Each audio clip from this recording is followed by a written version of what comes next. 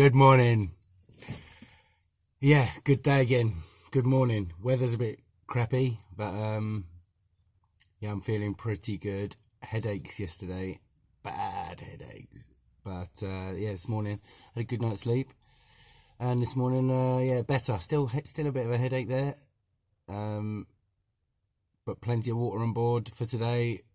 Ginger water, fruit, prepared to be a bit healthy. So yeah, so interesting times. Basically, I'm going to start with my strain of the day, and picked up some new bud last night, and apparently it's called Skittles. And while I was there, I actually learned about the previous lot that I had, and been smoking for the last 2 or 3 weeks, and that's which is interesting because I've never really asked. So yeah, I did.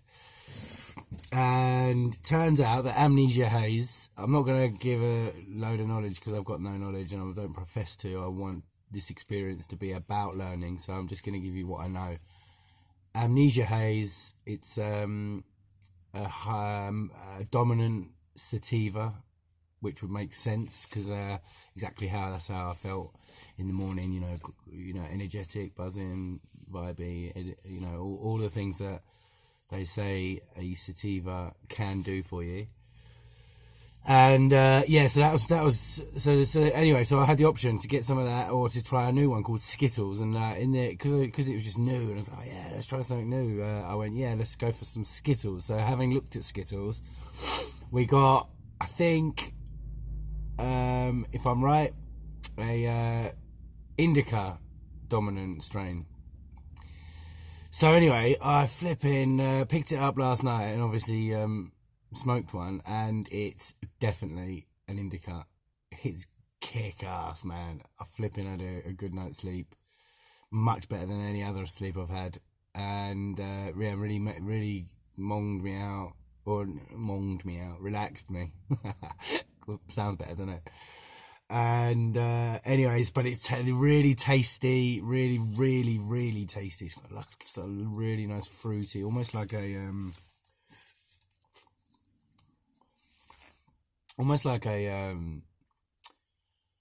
Turkish delight, I want to say. Yeah, really Turkish delighty, but fruity. You can tell. The name Skittles kind of makes sense. I don't know about all these names and where they come from, but it kind of makes sense. So I'm rolling with it. So anyway, because it's an indica, and I'm used to having this sativa now, which I'm pretty convinced that that's the one for me. And how I felt last night, I'm a little bit skeptical to smash into this in the morning. I've got my anticipations are that I'm going to be like more stoned. My eyes are going to be red. They usually go red, but with the sativa they don't. And then hungry. I've always struggled with munchies massively, always. Until recently, until perhaps it's the strain, perhaps whatever. It's the one, my frame of mind, my way of thinking. So yeah, that's the bud update. So here goes, and then I'll talk about some. I've got a load of other stuff to get off my mind as well. So, cheers. Good morning, everyone, and I hope there's happiness in the world, and if not, you're doing something about it. Key. Cheers.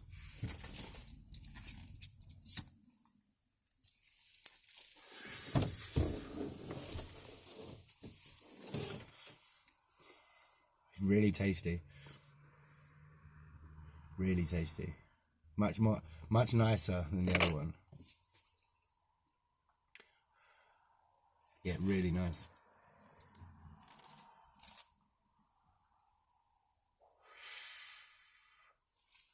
I realise I'm quite a loud smoker.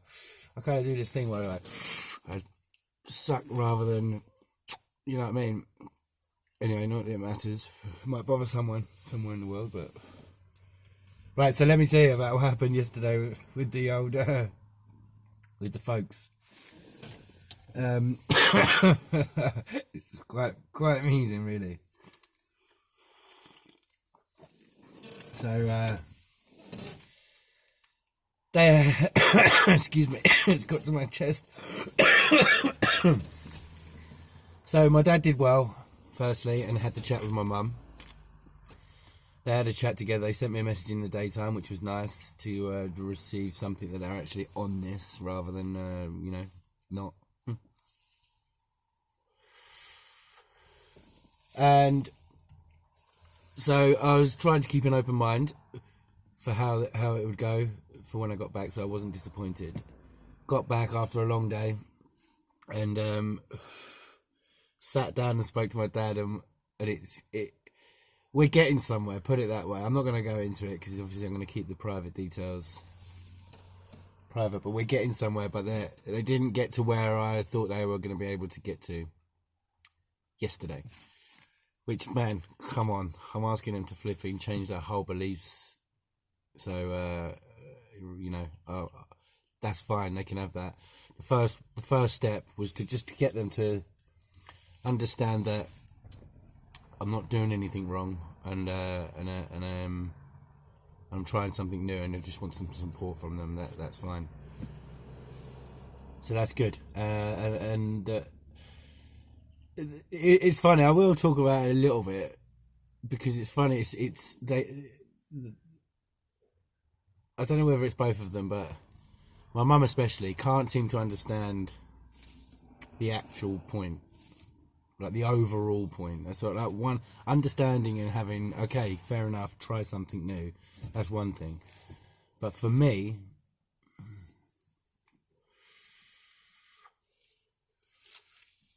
it runs a bit deeper than that.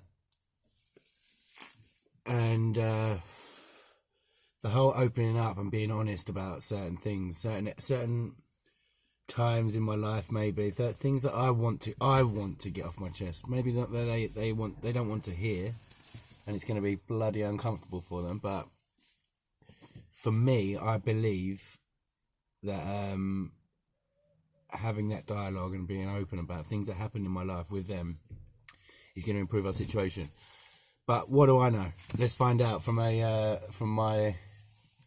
psychotherapist, and particularly in the fields that I'm looking into, and see how this goes along. So that's an interesting one, and now one that I'm quite enjoying because I can see, and now I understand. Like my dad last night told me his point of view and told me his stories, some stories, and I can see that's going to go. I think that's going to, if managed well, can work. So pleased about that. So talking about, I just wanted to give an update as well on the medical marijuana process, and also the psychedelic psychotherapy. So with the psychedelic psychotherapy, I've researched loads, went into it. I try and get to when I do some research, I try and get to just an unbiased opinion from facts, from listening to facts and reading. So I've done so much as that I'm comfortable. That I've chosen this route firstly.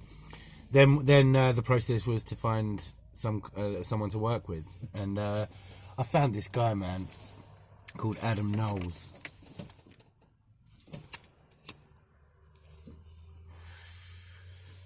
And I think he's based in London, from Manchester.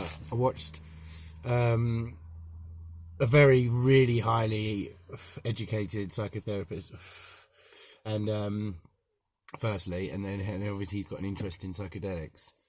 So I watched a lecture that he gave at Canterbury University, and it's a great thing to be able to do that, because just that alone, I felt like I met the guy, and I felt like I watched how he talked, his mannerisms, his viewpoints, the way he communicates, and I think the guy is already a legend. I believe in him. I totally believe in him. He's really, firstly, a really nice guy, you can tell, and just you can tell also just an inquisitive mind, like someone who just wants to know, find answers, and it doesn't matter what the tests are, or no, it's wrong to say that, but he just wants to find out, why does that work, how does that work, who does that work for, anyway, someone I believe in, and anyway, I emailed him, and he replied, within a couple of days, which I thought was great. Considering the circumstances at the moment, I was expecting about 2 weeks, because you never know what's going on in other people's lives. So that was good that he got back to me, and with some appointment time, so I'm going to go for it. And so that's pretty much the start of that one. And as for the medical marijuana, I chose the medical cannabis clinics in London to contact first. Basically, there's a number of options, but I contacted those guys first. And considering there's no flipping 999 NHS emergency service, whatever, there's no process to be able to do this. No help, let's say, no easy process. But really, it's much better than going to the NHS. Let me give you what happened first. So I sent the email in with the consent form. They said someone phoned back. So a really nice lady phoned back, Australian lady phoned back, and full of energy, full of life. It was just alone that phone call was worth the email. And then they sent they send a consent form so that you can give permission for them to get your notes from the GP. So great, good start. They're actually shows this is no joke. So I've done that, filled out the questionnaire, which is basically about your history, mental health, your cannabis use, things you know about it, a basic questionnaire, family problems and stuff. Send that in, and then then nothing since. So that was like 3 days ago, like 2 days ago, last contact. So I would imagine they're waiting for the notes to be delivered, and then something may happen. So let's watch that space. But so far, I'm quite pleased. There's no emergency. I'm not in an emergency state, and I'm sure if I'd have mentioned something, then someone could have done. But at the moment, I'm all cool, working hard myself. So so far, all my expectations have been met, and the next steps will be coming soon, and let's see. So that's the update on that. Diet. Yeah. Oh yeah. I want to tell you what, I've done this flipping. I mentioned it the other day, about these books, these journals, these mood journals and things like that, and I never quite understood them. It wasn't in the space, and just didn't resonate with me at the time. By the way, I do feel rather than boom, but in a good way. And if it wasn't in a good way, I would definitely say.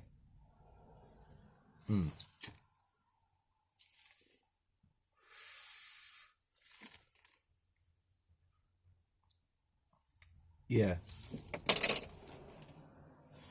That's this could be a nice day. Could be a nice day, actually. I quite like that. I quite like it. I quite like that feeling. Okay, let's see. So so this mood journal. So I made one myself and filled the boxes. I filled a spreadsheet in daily with 10. I think it's 10. Triggers or 10 of my elements that 10 of my regime. Like, so one's obviously is how did I sleep? One's how was my food? How was my exercise? How were my emotions? Did I meditate? Another video coming up soon about the meditation in this whole process. Did I speak to Mila, for example? These things that are important to me, and I've given them a very, very, very simple scoring system. Like, did I exercise well or hard, medium or slow, or none? Like, I don't want to complicate it. I just want to. If I did some exercise, happy days. Let's see how I felt the next day and the next day in that month. And it's kind of I'm going to link it to a chart so that the overall day gives you a score. One of them's "Am I worth it today?" And that one of those was probably in the journal, to be honest with you, but I didn't get it at the time, and it was written by someone else, and it didn't come from me.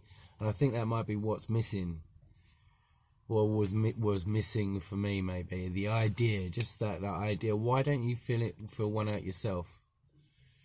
Maybe that could help people. Once you've got that emotional attachment that you want to change your life. I think there's a number of things that all need to align for you to get to that point. But when you are, perhaps that's something to try. Because I got home yesterday and I was quite looking forward to doing it. Granted, second day in, I'm like, oh yeah, I'm doing a journal now. No, I'm not doing a journal. I've just done one for 2 days. But when I got home, it was an easy one to fill out. That's my point. That's what I think my point is. It was super easy to fill out, and these things mean something to me. I had some chocolate yesterday, so my food score went down because you have some chocolate. That wasn't good for me, so I'm classing that as not a great day. Doesn't matter how much I had. Doesn't matter what it was. Writing down, I had 50 grams of Cadbury's chocolate. I'm not bothered about that. It's like, if I had some chocolate, it's not a good day. If I had a perfect day, then it's a good day. And if I I don't know, overeat, maybe that's like a medium day. Good food, but overeating's not particularly great, but not the end of the world. I don't know. I'm just trying to simplify all this. Anyway, so that's I'm pleased with that, and I'm gonna roll with that, and let's try and do it at least for a month, and let's see if I can get that map, that correlation, and use it with hopefully the Adam or whoever I work with next, because I'm determined to get on top of this time. So yeah. I think that's it.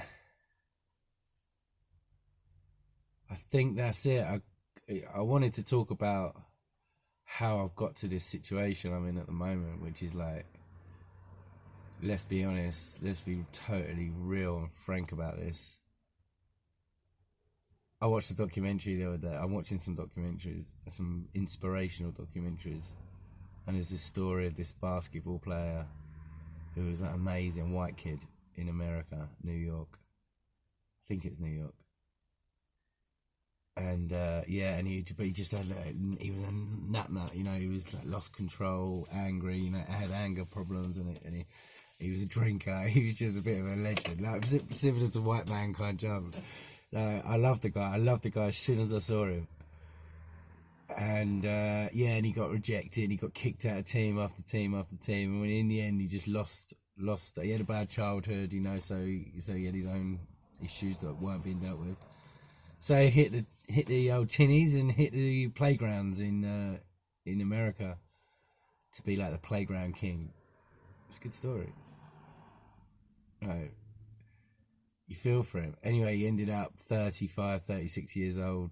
His mum paying his rent for him. Oh, and actually, sorry, he was living at his parents and he wasn't paying any rent. and it was all, it was a disaster story, and I was watching it and I was getting into the emotion. I suddenly thought, holy shit, that's me. Fuck. Like, I'm older and I've got myself into that situation, and like, just like he had his successes were his opportunities that he got into these teams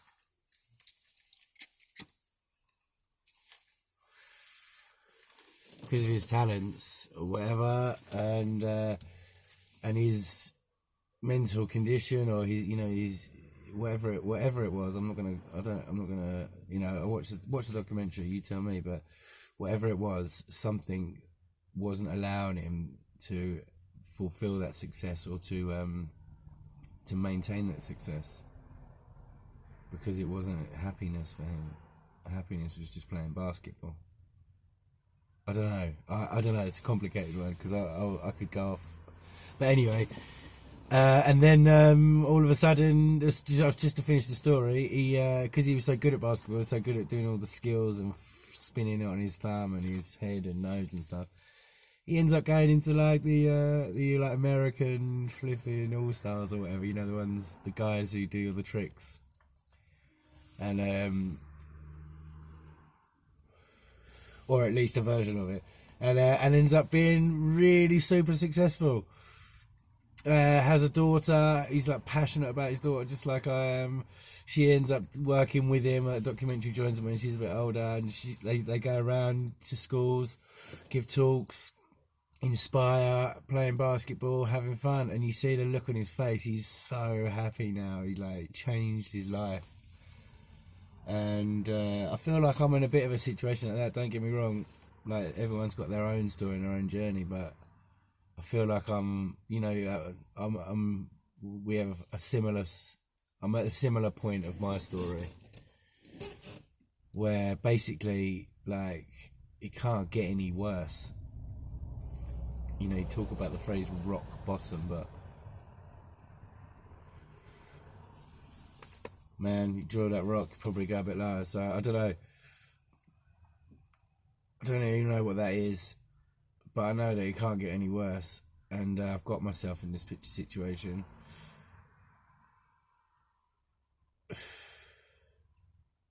So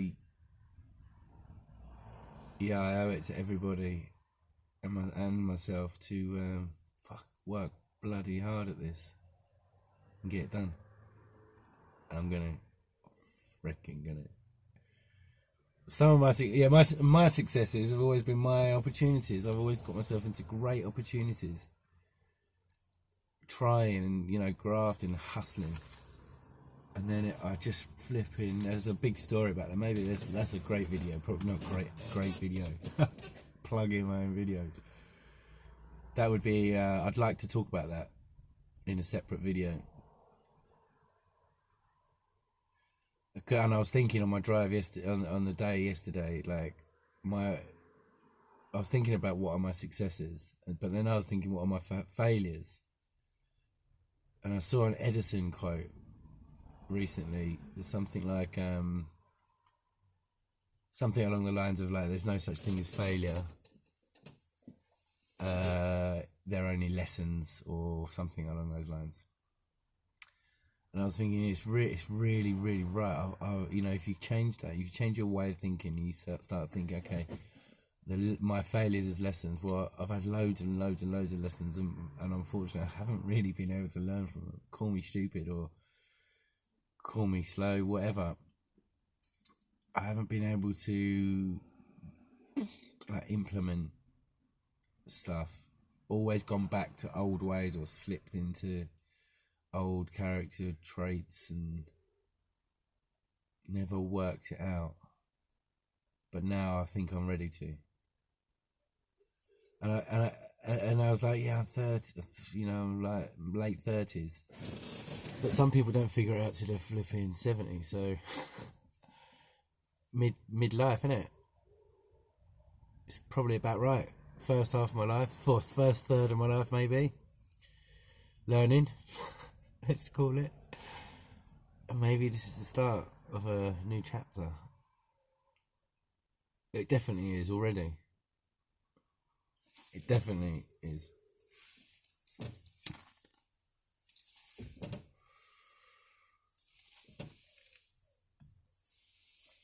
Yeah. It's a new chapter.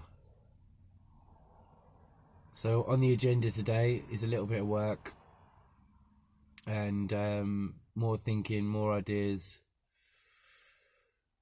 Got to talk to Patrick soon, a friend of mine from Germany.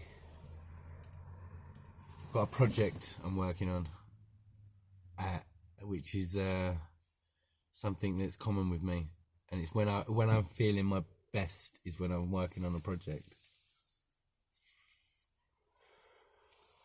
And I'm like, I'm all right at setting projects up. I'm like quite a good planner, and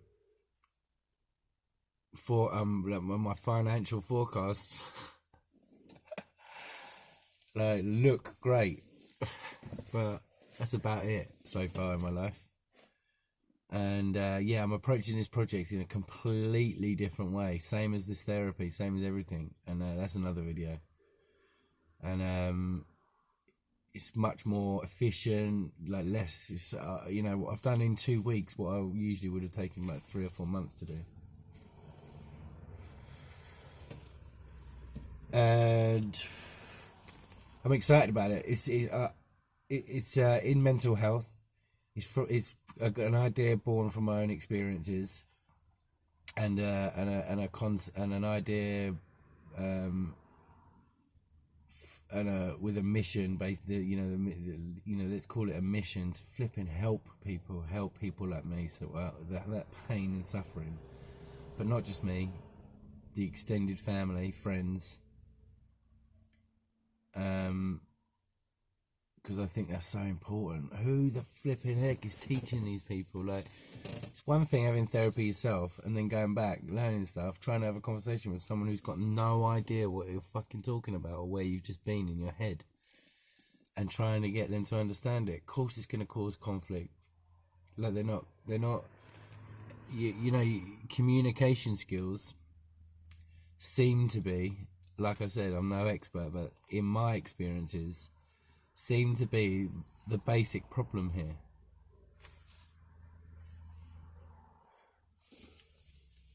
Because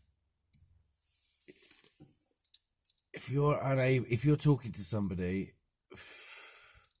who is unable to come from an objective point of view, an objective point of view is the key, because it doesn't matter if you're right or you're wrong. Like, you know, if something, you know, on a, you know, let's take this smoking cannabis weed. My dad called it funny.